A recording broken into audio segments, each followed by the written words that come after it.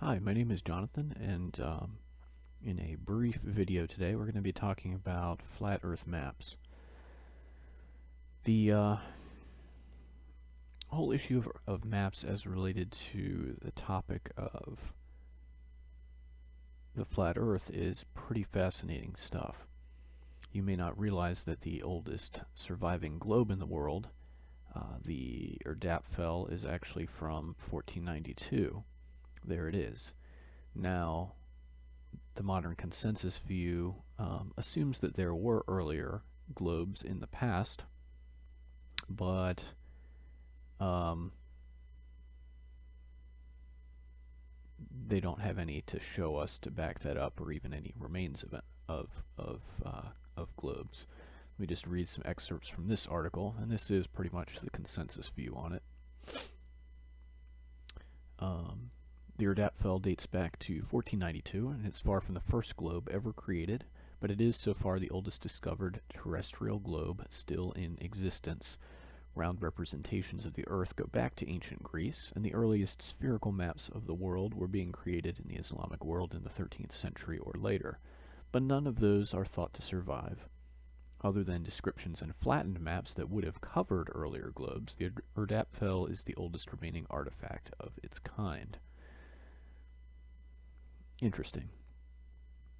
Well, we do know that some of the Greeks at least believed that the Earth was a sphere. It does seem that Eratosthenes did, because his experiments to calculate the Earth's circumference were based on that assumption, as I have talked about in a previous video.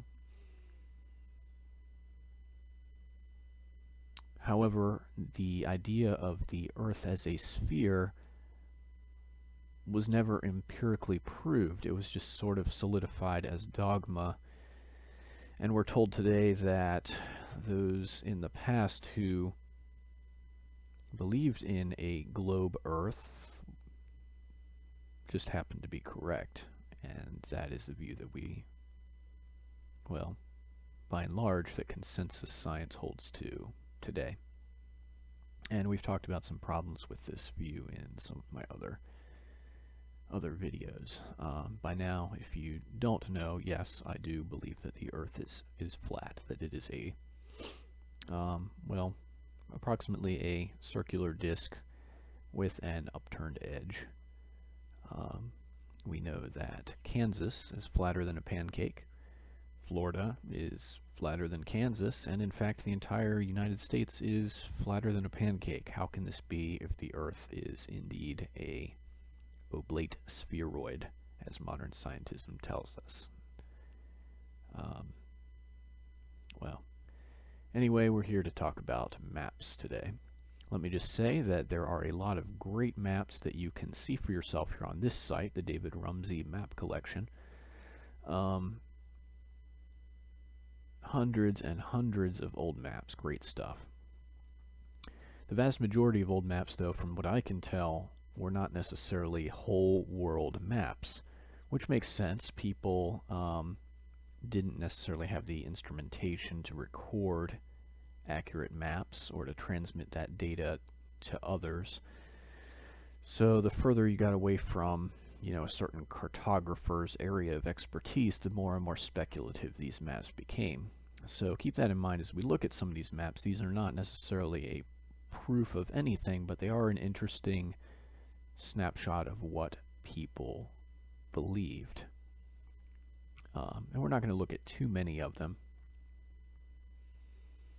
And a few of them we're just really going to kind of take a passing look at as curiosities, but not necessarily,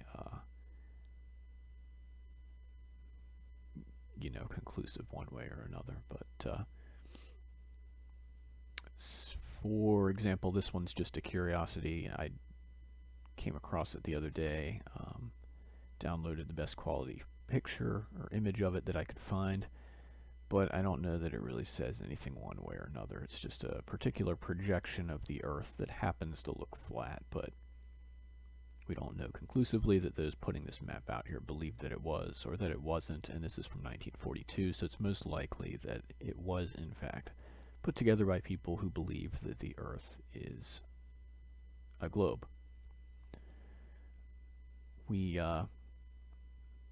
Well, if you're familiar with the topic of flat Earth and what serious flat earthers believe, you have probably heard of Gleason's map. Alex Gleason did believe that the Earth was flat, and this is the map that he put together. It is essentially an AE map, azimuthal equidistant projection. Most serious flat earthers believe that Antarctica is not a continent at the bottom of a globe world, but a ring ice wall extending outward to an unknown distance and surrounding and containing the seas of the earth, and the biblical view seems to support this as well, as I covered in a previous video. But this is Gleason's standard map of the world, and according to him, this is scientifically and practically correct as it is. So there are some people who will say, no, this is just an azimuthal equidistant projection of a globe map. And really, this is a chicken and egg sort of argument. We could go back and forth on this forever. Did the flat earth conception come first and then a globe from that, or vice versa? Is this just a derivation of a globe map? Let me just say that from the flat earther's perspective, well, the AE map obviously centers around the North Pole. And then somewhere in here you've got the equator, which is, so we've talked about this a bit in some of my other videos, how instead of, well, from the North Pole down to the equator, distances and everything are pretty much the same on a globe Earth, or, you know, the flat Earth conceptualization of things. Really, south of the equator is where things are going to differ, because the flat Earth model predicts that each degree of longitude equates basically as these lines expand outwards. You can see that they diverge, they get wider and wider, so each degree of longitude becomes a greater and greater distance south of the equator, is what the flat Earth view would predict, until eventually we get to a ring Antarctica and not a continent at the bottom of the world. So south of the equator, the Earth does not shrink back to a single point at the South Pole. Rather, it continues to expand outward as a flat and circular disk, as observed by Auguste Piccard in his record-setting high-altitude balloon flight. So most serious flat earthers would say that this is a rough approximation of what they think the world is. Now, obviously, there's a lot that we, the common man, simply don't have access to in terms of privileged information. First-hand data about a lot of this is hard to come by. And so, you know, there's a lot that we simply do not know. And I'll be the first to admit that.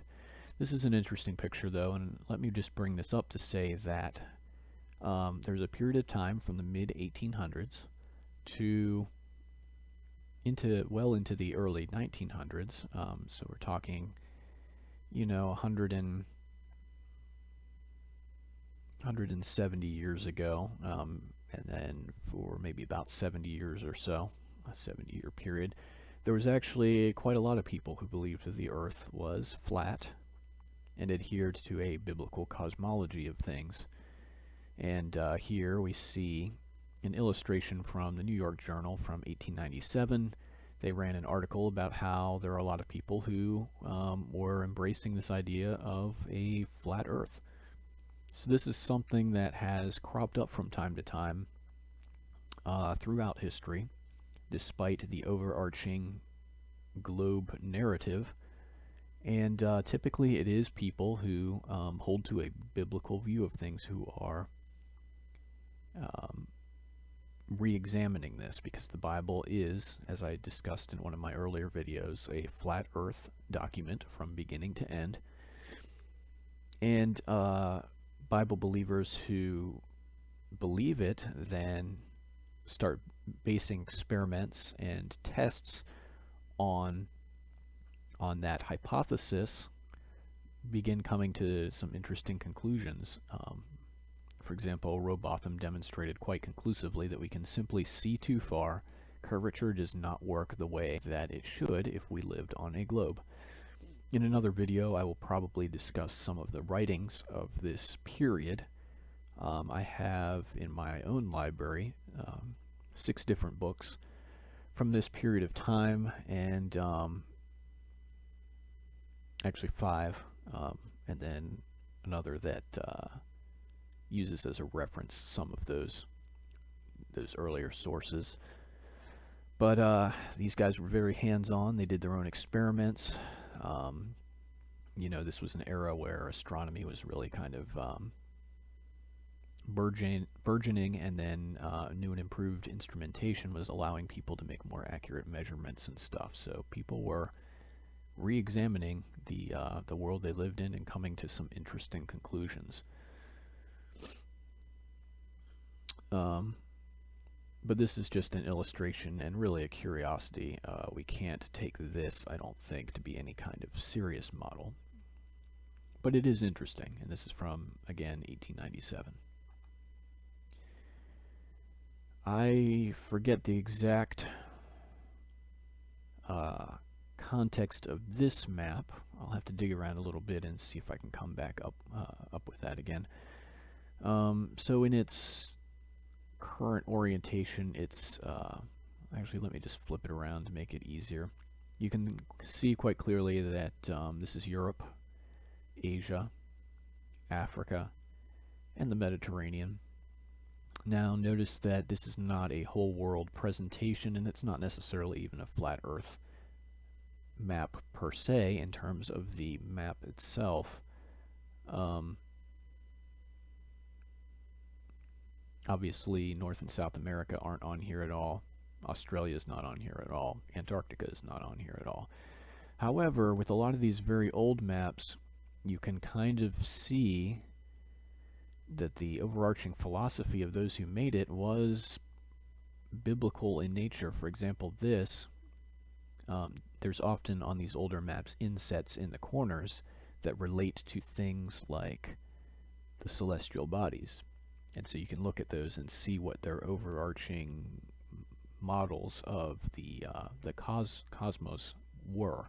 So this is an interesting illustration. This actually, I believe, it's not labeled, and I don't read, what is this?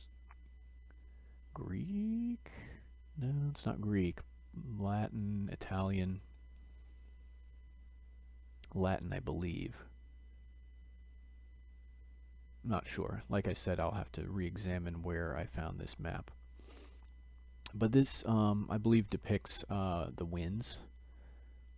We see here, well, in the Bible, the winds are associated with 4 corners of the earth, and 4 angels at those 4 corners blowing onto the surface of the earth from there. And we see these cardinal points, what appears to be sources of the winds.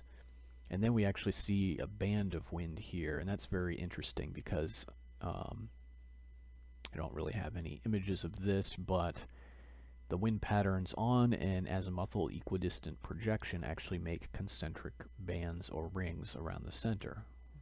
Interesting stuff. Let's look at some of the other insets. So this is fascinating. Here we have different layers of what could be the firmament. Certainly we see that different regions are associated with different planets, and we see stars studded into these bands or layers. What's in the center of this model? Terra, Earth, and immediately out in the next ring, Aqua, then Aria, the air, I believe. Not familiar with what this is. Luna is the moon. Then we have Mercury, Venus, Sol, the sun, Marte, Mars, Giove, which I think would be Jupiter, Saturn, Stelle Fixae, the fixed stars, Sfera Nona, not sure. But this is pretty fascinating because it does suggest that Earth is in the center and all the celestial bodies, the luminaries of the heavens, are moving around the fixed Earth in the center. At some point I will plug all this into a translation engine and figure out exactly what is being said here, but it's going to be a time-consuming thing, and I'm not really in a position right now to embark on these particular little side projects, but they are things that I would like to examine in more detail. And if anyone would like me to email them this particular map or upload it somewhere so that others can download it and reference it, by all means let me know. So like I said, this isn't a conclusive proof that the Earth is flat or anything like that. But it is pretty interesting in that you can see some of their understanding of the created order by looking at these insets.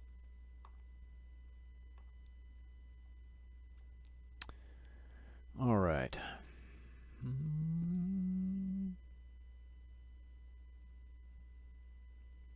So really the main map that I wanted to look at here, let me just make sure I've covered everything here, yeah, is this one. Urbano Monti's massive map of the Earth. And this is absolutely incredible. So this is from 1587. This is a huge map.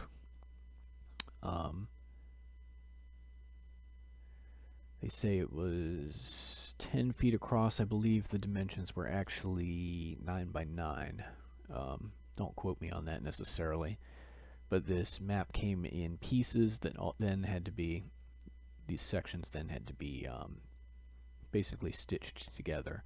Now, of course, once the completed image was created and digitized, modern researchers began trying to take this map and its view of the world and fit it into a, the views of modern scientism, which is that we live on a spinning globe shooting through space. And so here you can see their efforts to take and bend this map around globe projections or globes of various types here.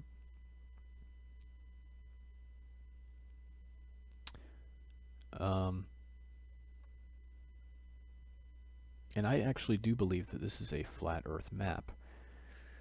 Let's look at the map itself. It is absolutely fascinating.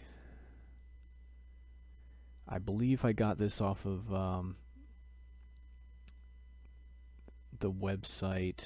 It is referenced in this article, the David Rumsey Map Center. I believe I got this high quality scan that I'm using in this video from that website. So you can look that up. That is the, let me just pull that up again here. The David Rumsey Map Center. They have a huge archive online. DavidRumsey.com of tons and tons of old maps. I have certainly not even begun to plumb the depths of everything here. And I'd encourage you, if you love maps, to go take a look. And you can download high quality scans of a lot of these. And I think they make their money by selling prints and auctioning actual maps. But they offer just a lot of really great scans of these maps. Some of them are so incredibly high quality that the files are ridiculous. So just be advised. Make sure that you're downloading ones that your computer can handle. But let's just take a look at this map. So this is incredibly modern. Look at this. Got North America, got South America, Africa, Australia, Polynesia, Asia. There are some things on this map that are a little bit weird. We have a ring of land, and surrounding the seas, and pretty fascinating stuff. And then in the center, there is a landmass as well, which is quite interesting. This is, I believe, what they call Hyperborea, and it shows up in some of Mercator's work and maps as well. Honestly, who knows what's at magnetic north? It's not really a place that ordinary people can go, and if the establishment's keeping things from us, you know, who knows? Many flat earthers have done videos about how a lot of ancient cultures believed that there was a black magnetic mountain in the center of the world, and that there was this sort of landmass there that was divided by 4 rivers, and that the original site of the Garden of Eden was somewhere here in the very center of the flat earth plane, which logically speaking makes sense. I don't know that there's really much by way of empirical evidence to support this, but we do see evidence in many historical maps that show that this view was fairly common. And so that's interesting. I'm not really going to say that anything's conclusive about that one way or another. And really, if we were just looking at the map itself, you could argue that this is just an interesting projection of a globe. But let's look at these insets again and see what they actually have to say about this. And this is where things start to get very interesting indeed. And I'd encourage you to go look this up for yourself. It's beautifully illustrated. There's a lot here. And I don't know what language this is. Maybe Italian. Probably Italian. But yeah, it's definitely worth a look-see. A lot of good stuff here. And I would just say, take everything with a grain of salt. Of course, there's lots of fantastic beasts and so forth. I mean, look at some of this, though. Things that look like extinct creatures. If you hold to a biblical worldview, you understand that what the ancients called dragons were actually what we would probably classify today as dinosaurs. These beasts that were actually contemporary with human beings at points in the past. And occasionally we still find remnants of them in our world. And even occasionally capture them on video or in photographs. Anyway, let's look at this inset though, because this is pretty interesting stuff. So here's our inset, and notice here that we have the same sort of flat earth model of the cosmos. We have our earth and water in the middle. We've got, you know, atmosphere, air around it, and then we have all the luminaries in their designated circles around that center, including the sun moving around the earth in the middle. And notice that in this case the luminaries, so here we have Mercurio and we have Venere, I think is what that says. Sorry, I'm kind of turning my head to read this a little better. But notice that they're represented not as planets or planetoids, but as actual stars in this view of things. Interesting. And then here we have the moon.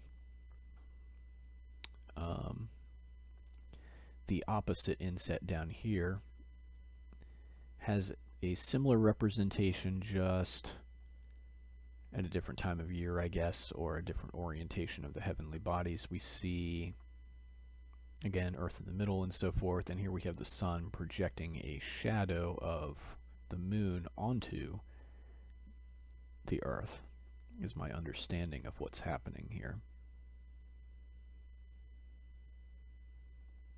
Interesting stuff. And perhaps my interpretation of this is wrong, but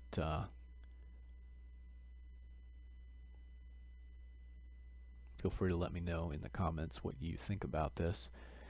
And then again we have the winds. I can't read this myself at present, but in this case, you also you have the winds being represented as being blown by cherubs from the distant regions of the outer spaces onto the Earth realm in the middle. So this stuff's fairly interesting.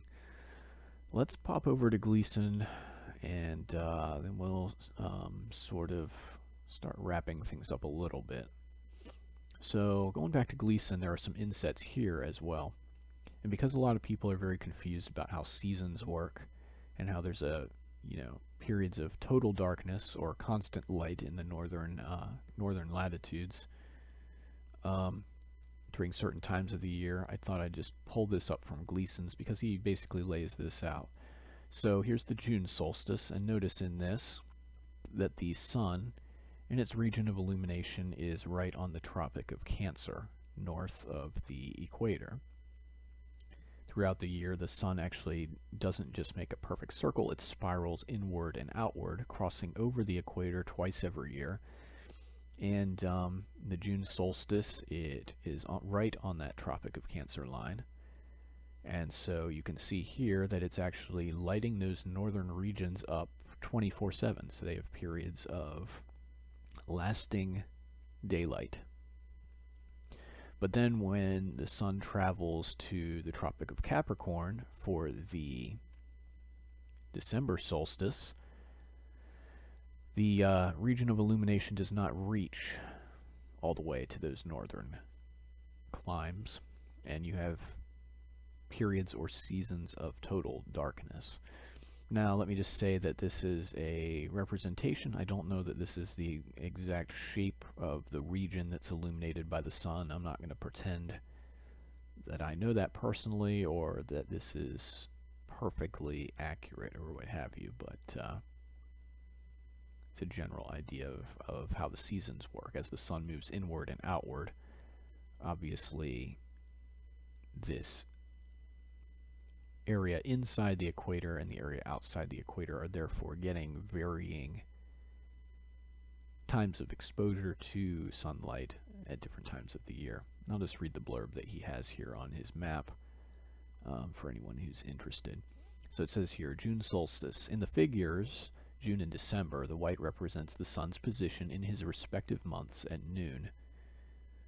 This shows sunlight inside the Arctic Circle for 24 hours. From June 21st, the sun moves round the tropics in a spiral circle, widening every day until it reaches its destiny on the southern or outer solstice on December 21st, which is then this other inset. On December 21st, the sun moves around the Tropic of Capricorn, and during the day lights up the southern portion of the Earth from the Arctic Circle to some portion of Antarctic ice. There is no sunlight beyond 80 degrees south, but unknown regions of ice. On the 23rd of December, the sun commences his northward journey again, returning to his starting place, and thus completes his seasons. So that's essentially how seasons work on a flat Earth, as the sun and moon spiral inward and outward between the Tropic of Cancer and the Tropic of Capricorn, and light the Earth accordingly. All right. So I'm working on a little side project, and I have no idea how long this is going to take, but I'm fascinated with topics related to exploring the Antarctic regions. So what I did was I took the, there are a few nations, here they are, that have historical claims on Antarctic territory. Now this is a very basic representation here. However, for the purposes of the map that I've derived off of this, I was pretty careful in using the exact lines of longitude to get everything right. Here is the map that I'm working on myself. So yes, this is an AE map, azimuthal equidistant projection. And what I have done is basically taken those historic land claims and colorize them to correspond, as well as the nation making those claims, to kind of show you that this makes a whole lot more sense on a flat Earth map with the Antarctic ring. So if these land claims are on a continent, you have these really bizarre, disjointed, narrow wedges of territory that the countries are claiming that really just don't make a lot of logical sense. But suddenly when you look at this on a flat Earth projection, if Antarctica is a ice wall ring surrounding the seas of the Earth, then the territories claimed by these nations are actually wide bands, and their placement is logical relative to the claimant nation's locations. For example, Australia claims these regions here. This is the Australian Antarctic Territory, or their claims on it. Now notice that the Antarctic Treaty kind of put a hold on all these historic claims, but prior to that treaty going into effect, there were some nations, which I showed you in that other photo, that had made traditional land claims on Antarctica. And the nature of those claims in terms of their location is a matter of public record. This map is not complete. I'm still working through it. My plan is to, I pretty much actually have all the land claims colorized on here right now, as well as the claimant countries. I just don't have everything labeled. You can see here this is 60 degrees south, and really most ordinary people aren't allowed to travel south of this or outwards of this circle unsupervised. And there are so many restrictions on Antarctic exploration that it is functionally impossible for your average person to do it. Notice also that the unclaimed section of Antarctica corresponds with this area to the south of the Pacific, which on a flat Earth is just this huge expanse of water that separates this region of Antarctica from pretty much everything. And so it's, this is some of the remotest territory in the world, not to mention that it's not necessarily hospitable territory. So, no one planted their flag there and claimed that for themselves. Now, on this map that I'm working on, I have all of these little tables laid out. What are these? These are, on Wikipedia, they actually have records of locations of all Antarctic bases, their coordinates, when they're in operation, their types and so forth, and then who the countries were who were responsible for those. So basically I just went through their entire list, screen capped everything, and pasted that right in here. And what I intend to do eventually, this is going to be really time consuming, but I want to plot out all these on this map and see how they logically relate. It would be really fascinating to get a feel for where these bases are on the ring and why. I think that's going to be very very instructive. Obviously this is a huge work in progress, and I'm not making any promises whatsoever as to when I will finish it or if. And then I don't think I pulled this up specifically, but this is just another AE map. This one's not even really labeled or anything like that, but you see this particular graphic quite a lot. I think this is probably from the Flat Earth Podcast website. Just a fairly standard flat Earth understanding of our realm. And I think that pretty much summarizes everything that I wanted to discuss. I did kind of just want to show you especially this guy, because it is fascinating. And examining these insets, is pretty interesting as well. Anyway, I hope you enjoyed this video. If you have any comments, as always, feel free to lay them on me via the comments below. And if there's enough interest, I would be happy to share, some of these. If someone actually wants to take up the torch on something like this, I would be happy to pass this on. Well, anyway, thank you for watching. Hope you enjoyed, and have a good week.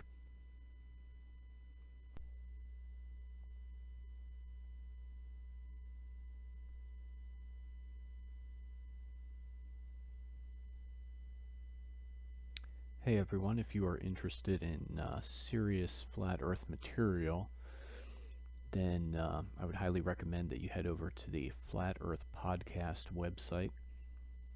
This is put together by a guy named David Weiss, and he's also the guy that gave us the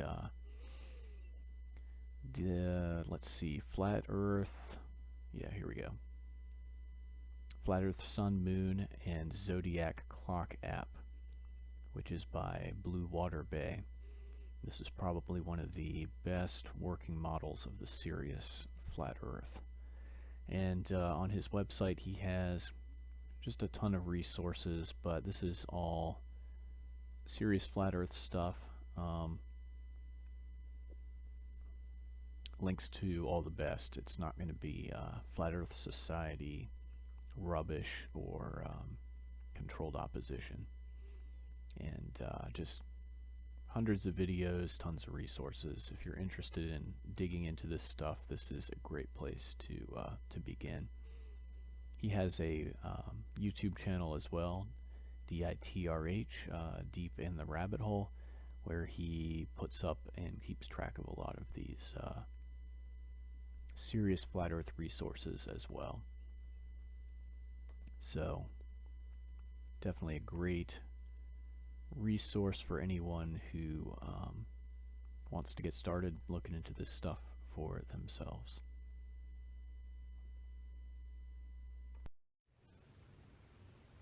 I am doing these videos because I feel that it's something that I need to do. So for me, this really isn't a job or a way to make money.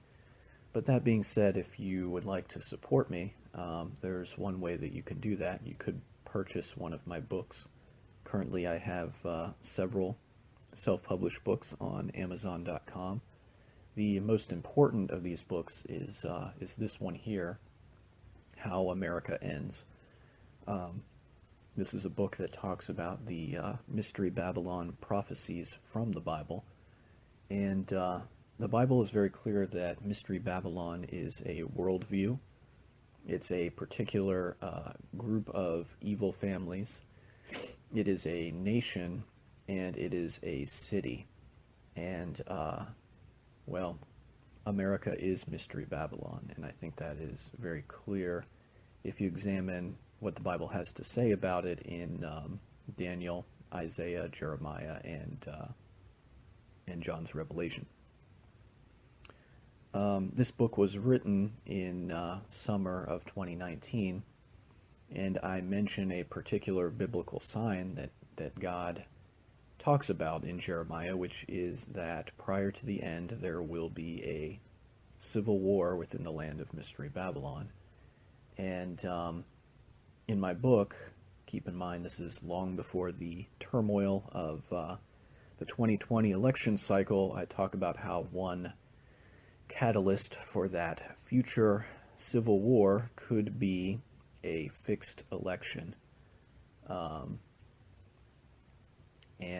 These are things that I picked up simply from studying the scriptures. So if you are interested in this sort of thing, then by all means feel free to check out my book.